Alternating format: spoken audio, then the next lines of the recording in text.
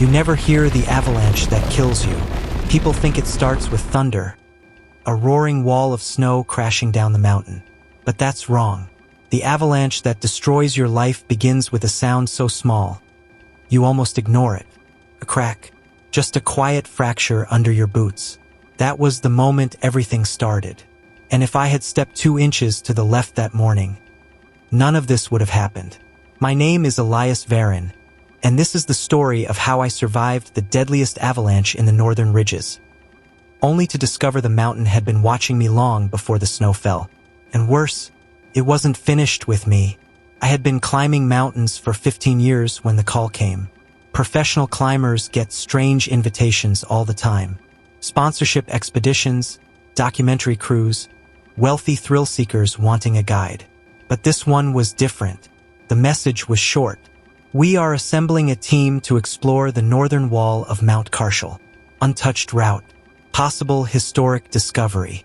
Funding unlimited. Attached was a satellite photo. The mountain looked wrong.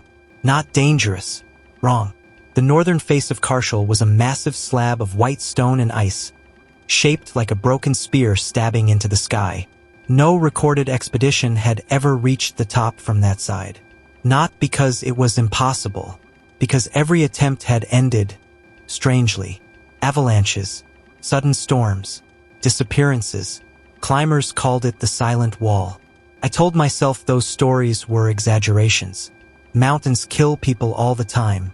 That's their nature. Still, something about the photo made the hair on my arms stand up. Maybe I should have listened to that feeling. But climbers don't ignore mountains. We chase them. The expedition team had 5 members. Each of us experienced. Each of us stubborn enough to think the mountain wouldn't beat us. First was Ronan Hale, the expedition leader, a former military survival instructor with a reputation for climbing routes everyone else avoided. Broad shoulders, gray eyes, and the kind of quiet confidence that makes you trust him before he even speaks. Then there was Mara Kessler, a glaciologist documenting ice formations. She treated mountains like living museums, always studying, always observing. The third was Jiro Tanaka, the quietest climber I've ever met. Small frame, perfect balance, hands that could grip ice like magnets. Fourth was Levi Brandt, our gear specialist, the loudest person in any room, until we started climbing. Then he turned into a machine. And finally, me, the guide who had been hired to keep them alive, or at least try. We reached the base of Mount Carshel after 3 days of snowmobile travel through the northern wilderness. The mountain towered above us like a frozen titan. Even Ronan looked up at it for a long moment before speaking. "Still time to walk away," he said. Nobody moved. That was answer enough. We built base camp at the edge of a glacial valley where the wind never stopped screaming. The first night, Mara showed me something strange on her instruments. "Look at this," she said, pointing at her tablet. Seismic readings. Tiny vibrations inside the mountain. But they weren't random. They came in patterns, like a pulse. "Probably ice shifts," I said. She didn't look convinced. "It's rhythmic," she murmured. "Almost intentional." I laughed it off. Mountains don't have heartbeats. But that night, lying in my sleeping bag, I swear I could feel something deep beneath the ice. A slow, distant tremor. We began the ascent at dawn 2 days later. The silent wall lived up to its name. No birds, no falling ice, no wind, just the sound of crampons biting frozen rock. Hours passed in eerie silence. Even Levi stopped joking. Halfway up the first ridge, Jiro paused. He crouched near the snowpack, studying something.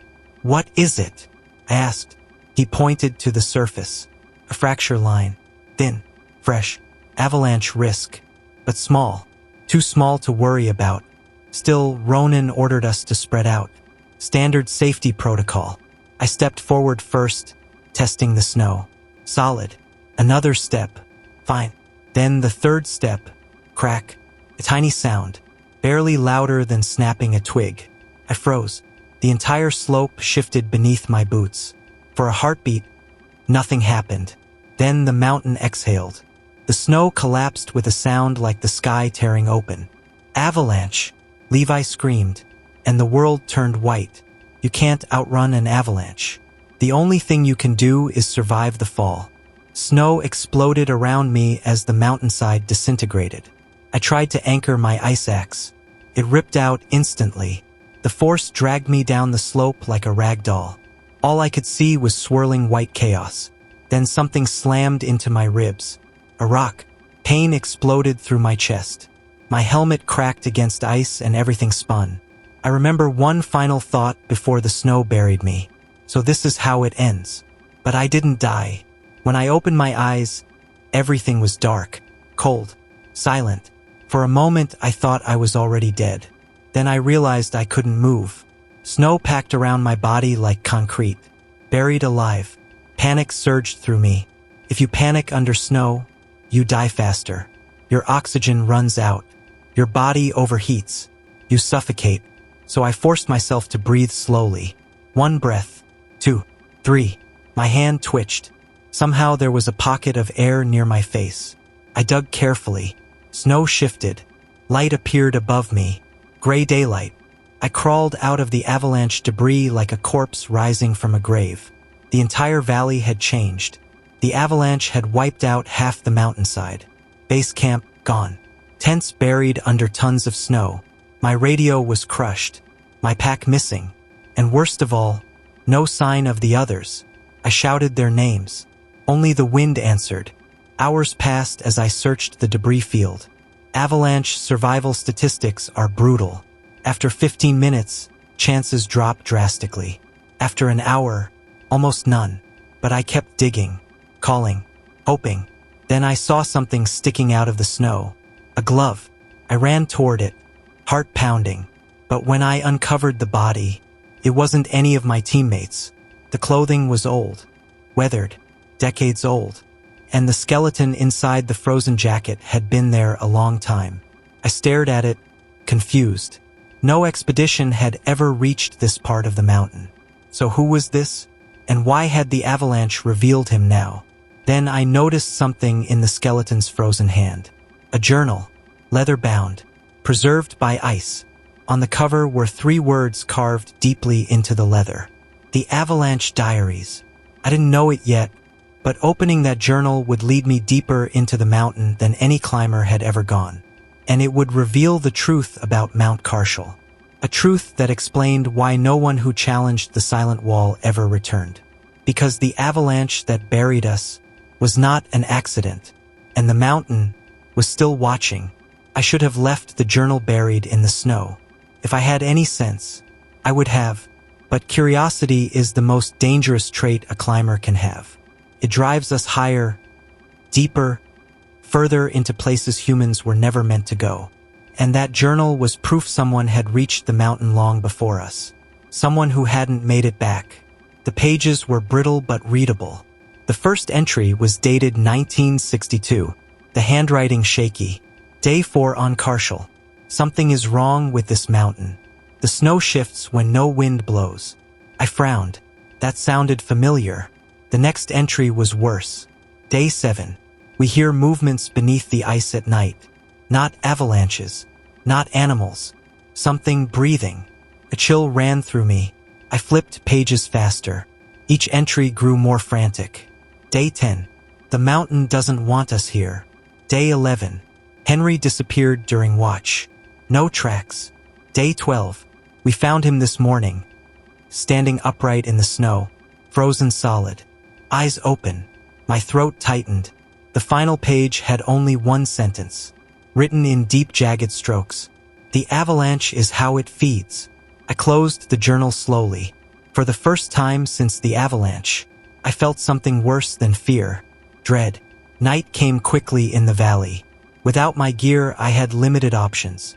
Either descend the valley blindly in darkness, or shelter inside the avalanche debris. I chose the second.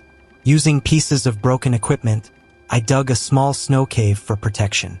The wind howled outside, but inside the snow cave, everything was quiet. Too quiet. I tried to sleep, but the words from the journal kept replaying in my mind. The avalanche is how it feeds. That made no sense. Mountains don't feed. Sometime after midnight, I heard it, a vibration, deep beneath the snow. At first I thought it was another avalanche forming, but the sound didn't grow louder. It stayed steady, like a massive heartbeat inside the mountain. Boom, pause, boom, pause. My blood turned cold. Mara's readings, the rhythmic vibrations, the pulse. It wasn't ice shifting. Something inside Mount Carshall was alive. The ground trembled again. Snow fell from the cave ceiling. Then I heard footsteps outside, crunching across the frozen valley. My heart leaped. "Ronan," I called. No answer. The steps stopped right outside my shelter. I crawled to the entrance, slowly pushed aside the snow blocking it, and looked out. A figure stood in the moonlight, human-shaped, covered in frost, standing perfectly still. Relief flooded me. "Levi!" I shouted. The figure didn't move. I stepped outside, and that's when I saw the face. It was Levi, but something was wrong. His skin was pale blue, his eyes completely white, and his body didn't breathe. He took one stiff step forward. Snow cracked under his boots. Then another. My brain refused to accept what I was seeing, until his jaw opened, and a sound came out that no human throat could make. A grinding, hollow noise, like ice scraping against stone. I stumbled backward. "Levi?" His head tilted slowly. Then he lunged. I ran. Instinct took over. My injured ribs screamed with every step. Behind me, I heard the frozen footsteps chasing through the snow. But Levi moved wrong. Jerky, mechanical, like a puppet pulled by invisible strings. I dove behind a broken ice ridge. Silence fell again. Slowly, cautiously, I peeked around the edge. Levi stood 20 meters away, motionless. Then, the ground trembled again. Boom, pause, boom. The heartbeat. Levi's body twitched, then turned and walked toward the mountainside, straight into a crack in the ice I hadn't noticed before. A narrow crevice leading underground. He disappeared into it. I stared at the opening. The journal echoed in my mind. The avalanche is how it feeds. And suddenly I understood. The avalanche didn't just kill climbers. It delivered them. I should have run, climbed down the valley, escaped while I still could. But there was one thought I couldn't ignore. If Levi was alive, or something close to it, maybe the others were too. So I followed him. The crevice led into darkness. A tunnel carved deep into the mountain. The deeper I went, the warmer the air became. The ice turned to stone, then something else. A strange, smooth material, almost organic. The tunnel widened into a massive cavern. And what I saw there still haunts me. Hundreds of human bodies stood frozen in the chamber. Climbers, explorers, decades of lost expeditions, all upright, all with white empty eyes. And in the center of the cavern, something enormous moved beneath the stone floor, a shape larger than a train, breathing. Boom, pause, boom, the heartbeat. The mountain wasn't alive, but something inside it was. Something ancient, something that had learned long ago that humans climb mountains, and avalanches bring food. Levi joined the silent crowd of frozen figures. They stood like statues around the center pit, watching, waiting, serving. Then the ground cracked open, and a massive black limb rose from the darkness below, covered in stone-like scales, tendrils of ice forming along its surface. It reached toward the frozen climbers, selecting, harvesting. I realized the truth in that moment. The avalanche wasn't random. The creature triggered them. It had been doing it for centuries, feeding on anyone who dared challenge the silent wall. And now, I knew I was there. The cavern shook. The frozen climbers turned their heads toward me simultaneously, hundreds of white eyes locking onto mine. Then they started walking, not attacking, guiding, herding me toward the center pit, toward the creature beneath the mountain, toward the thing that had written the final line in that journal 60 years ago. The avalanche is how it feeds. I stood there, shaking, realizing something horrifying. The creature didn't want to kill me immediately. It wanted something else. And as I looked around the cavern, I saw the truth. Every frozen climber had been standing there for decades, preserved, guarding, serving. The creature wasn't just feeding. It was building an army. And the avalanche that buried us? It hadn't been meant to kill me. It had been meant to bring me home.